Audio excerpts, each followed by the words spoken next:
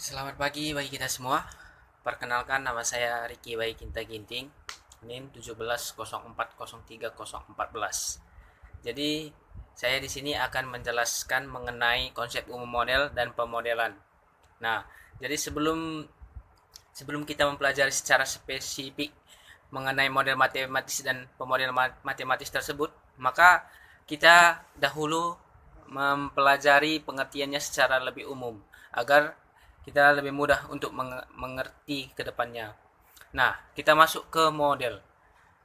Dalam suatu masalah yang dihadapi, setelah dilakukan pengkajian masalah tersebut, maka dibuatlah dahulu modelnya bagaimana. Nah, dengan adanya model masalah, tentunya akan memudahkan kita untuk menyelesaikan masalah tersebut. Nah, jadi di sini model itu merupakan suatu pola contoh atau dalam bentuk rancangan ataupun miniatur ataupun seperti prototipe yang dibuat sebelum proses produksi yang sebenarnya. Jadi model di sini bukan berarti sebagai profesi.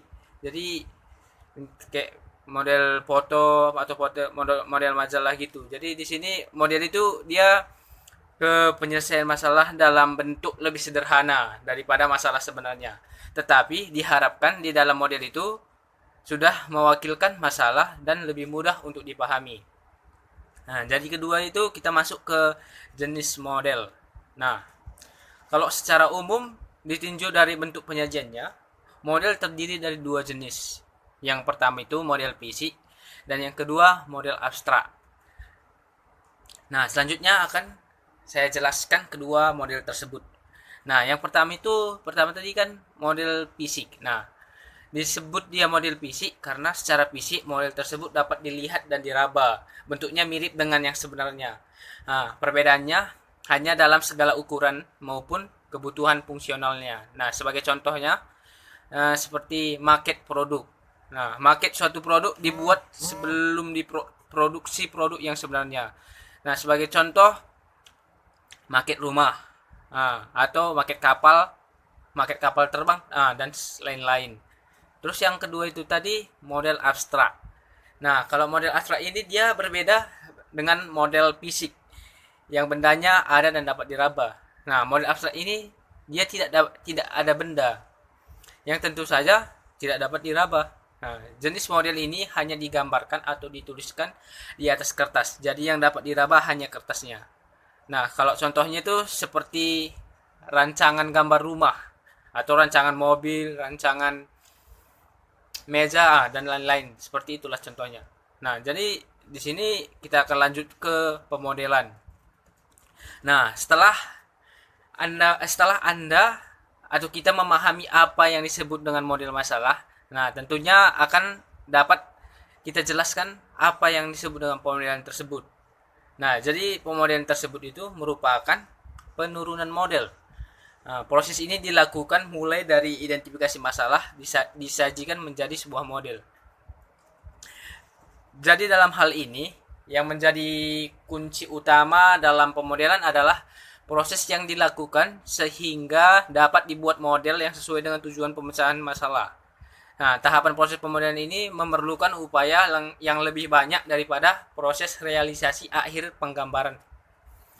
Nah, jadi di sini bisa kita bayangkan ke dalam perancangan suatu rumah yang di situ kita menggambarkan bentuk luar rumah termasuk bentuk susunan dalamnya. Nah, hasil rancangannya diharapkan sesuai dengan yang harapan calon pengguna tanpa mengabaikan kaedah-kaedah keilmuan perancangan termasuk juga estetikanya. Nah, dengan mempertimbangkan hal-hal tersebut, nampak bahwa bidang pemodel itu dapat dipandang bidang yang menggunakan pendekatan sains dan seni. Nah, demikian juga dalam pembuatan model-model yang lain, diperlukan keahlian keilmuan dan seni sesuai dengan keilmuan yang digunakan dalam masalah yang dihadapi. Selanjutnya kita masuk ke pengenalan model matematis. Yang di dalam model matematis itu tentunya pertama itu yang kita harus tahu simbol matematisnya.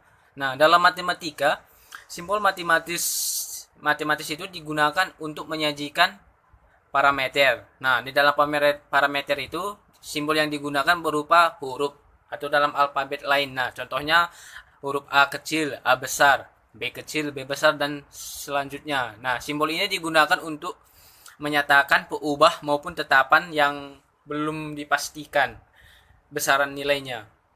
Nah, terus simbol yang digunakan yang kedua itu berupa angka dasar seperti 0, 1, 2, 3 dan selanjutnya.